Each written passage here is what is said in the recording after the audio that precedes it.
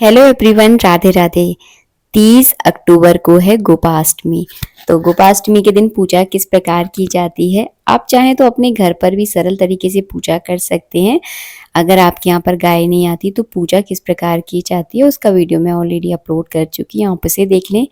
अगर आपके दरवाजे पर गाय आती है या आप किसी ऐसी जगह पर रहते हैं जहाँ पर गौ माता है, तो उसकी पूजा आपको किस तरह से करनी है बहुत ही सरल तरीका मैं इस वीडियो में आपको बता रही हूँ।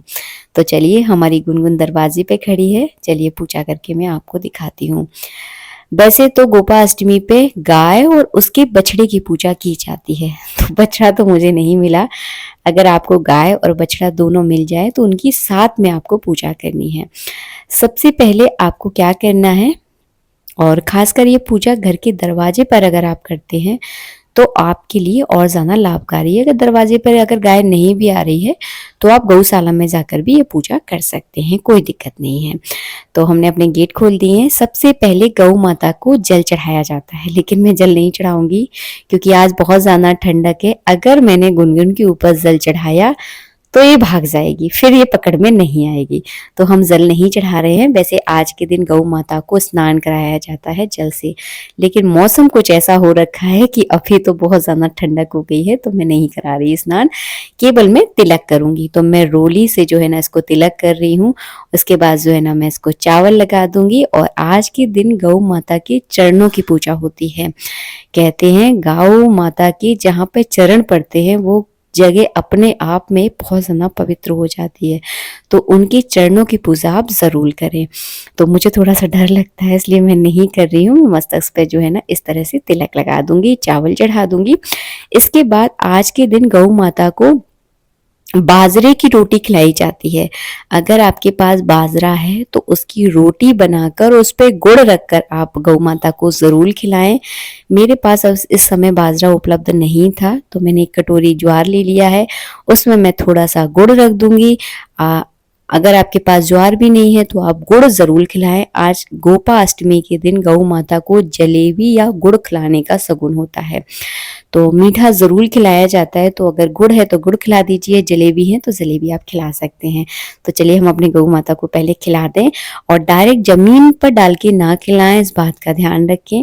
कोई थाली या कोई तस्सल है तो उसमें आप रखें गौ माता का भोजन, और इस तरह से उन्हें खिलाएं। तो हमने जो है ना अपनी गुनगुन को खिला दिया है।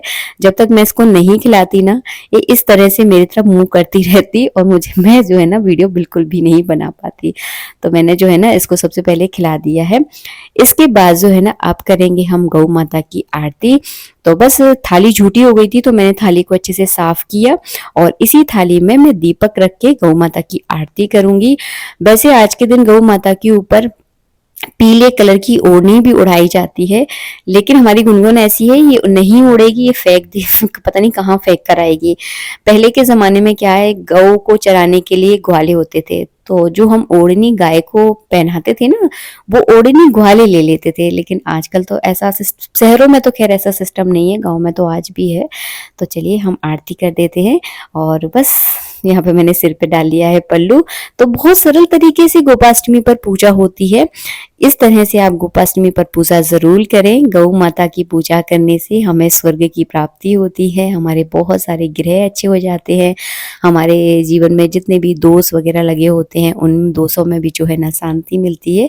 इसीलिए गोपाष्टमी की पूजा की जाती है। आज के दिन भगवान श्री कृष्ण ने गैयों को चराने का कार्य जो है ना शुरू किया था। आज के दिन से ही जो है ना जंगल में गाय चराने के लिए भगवान श्री कृष्ण गए थे, इसीलिए इस दिन को गोपाष्टमी के नाम से जाना जाता है।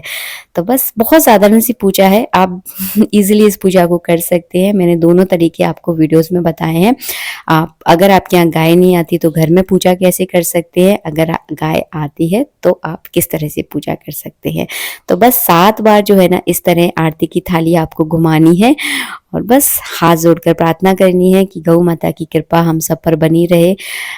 अगर आप चरण छू सकते हैं तो छू लें, वैसे मुझे थोड़ा सा डर लगता है तो फिर मैं छू के आपको नहीं बता सकती। लेकिन अगर कोई गाय सीधी है, आपको लगता है कि नहीं मारेगी, तो आप चरण जरूर छुए, अगर आप छू सकते हैं। मेरे कहने से मत छूना, क्योंकि गाय का कोई भरोसा नहीं है।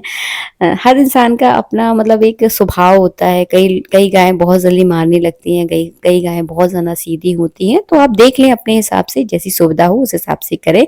लेकिन गाय को गुड़ आप ज़रूर खिलाएं। गुड़, गाय को अगर आप गुड़ खिलाते हैं तो इससे बहुत ज़्यादा बेनिफिट है। पहली बात, आपका ग्रह, सूर्य ग्रह जो है ना, इससे मजबूत होता है। और भी कई छोटे छोटे से फायदे हैं।